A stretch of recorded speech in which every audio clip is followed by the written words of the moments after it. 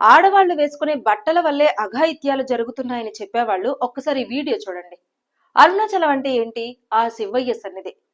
14 కిలోమీటర్లు గిరి ప్రదక్షిణ చేసే భక్తులు ఎలాంటి బట్టలు వేసుకుంటారు? సంప్రదాయ బట్టలేగా వేసుకునేది.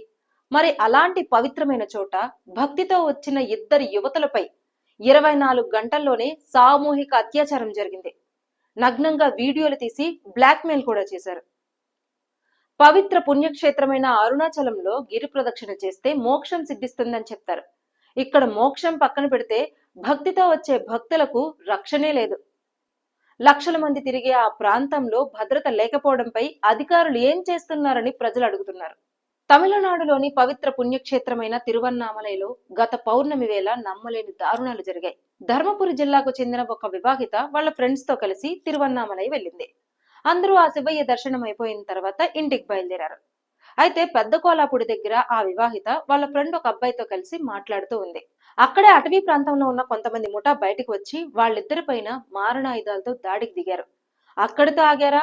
వాళ్ళిద్దరిని అడవిలోకి తీసుకెళ్లి ఆ మహిళపై సామూహిక అత్యాచారానికి పాల్పడ్డారు. అంతేకాకుండా వాళ్ళిద్దరిని నగ్నంగా ఉంచి వీడియోలు కూడా తీశారు. ఆ మరుసటి రోజు ఆ అమ్మాయికి ఆ వీడియోలు పెట్టి ₹1,00,000 డిమాండ్ చేశారు. లేకపోతే సోషల్ మీడియాలో పెడతామని బెదిరించారు. ఆ అమ్మాయి భయపడి వాళ్లకు 4,000 పంపి పోలీసులకి కంప్లైంట్ ఇచ్చింది.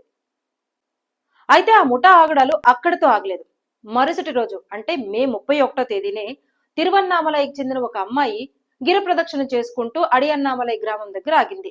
కాళ్లు నొప్పులొస్తున్నాయని వాళ్ళ ఫ్రెండ్ని పిలిపించింది. ఇద్దరూ కలిసి అయ్యంపాలయం బైపాస్ రోడ్డు దగ్గరికి వెళ్లారు. మళ్ళీ అదే ముఠా ఈ ఇద్దరు జంట పైన దాడికి దిగింది. వీళ్ళిద్దరిని కూడా అడవిలోకి తీసుకెళ్లి ఆ అమ్మాయి పైన సామూహిక అత్యాచారం చేశారు. అక్కడితో ఆకుండా ఆమె చెవులకున్న బంగారు కమ్మలను కూడా లాక్కొని వెళ్లిపోయారు. సో ఈ 2 ఇన్సిడెంట్స్ పైన తిరువన్నామలైలోని పడమర పోలీసులకు ఫిర్యాదులందాయి. వెంటనే పోలీసులు దర్యాప్తు చేపట్టి ఈ ముఠాకు సంబంధించిన 11 మందిని అరెస్టు చేశారు. ఈ 11 మందిలో ఒక మైనర్ బాలుడు కూడా ఉన్నాడు. అయితే మరో ఇద్దరు పరారీలో ఉంటే వాళ్ళిద్దరి కోసం కూడా పోలీసులు గాలిస్తున్నారు. లక్షలాది మంది భక్తులు నమ్మకంతో కొలిచే ఈ అరుణాచలంలో ఇలాంటి ఇన్సిడెంట్స్ జరగడం చాలా బాధాకరమైన విషయం. కాబట్టి మహిళలు కావచ్చు, చిన్నారులు కావచ్చు, ఎవరు కూడా గిరి ప్రదక్షిణకు వెళ్ళేటప్పుడు ఒంటరిగా వెళ్ళకండి.